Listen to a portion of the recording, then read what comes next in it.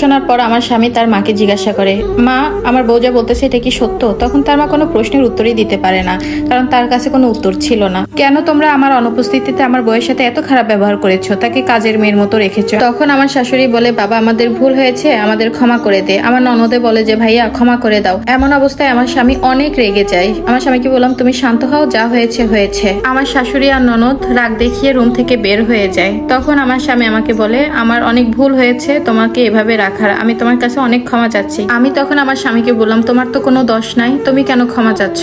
আমি স্ত্রী হিসেবে তোমার কাছে একটা জিনিসই চাইবো, তুমি কি রাখবা? আমার স্বামী বলে, কি বলো? আমি বললাম, তুমি আর কখনো বিদেশে যাবা না, যেটা হয় দেশেই থাকবা। আমার স্বামীও তখন বলল, কথা দিচ্ছি আমি আর কখনো বিদেশে যাব না। আমার স্বামী বলে উঠলো, অনেক হয়েছে, এখন চলো মার্কেটে যাব, তোমার কি কিনাই আমাকে বলো, সবকিছুই কিনে দিব, আজকে অনেক ঘোরাফেরা করবো আমরা দুইজন। আসলে যাদের স্বামী বিদেশে থাকে, যারা প্রবাসীর বউ, তাদের তো কষ্টের কোনো শেষ থাকে না। তারপর যদি শ্বশুর বাড়ি এরকম হয় তাহলে তো কথাই নাই। যাই হোক, এটা একটা আপুর লাইফ থেকে নেওয়া।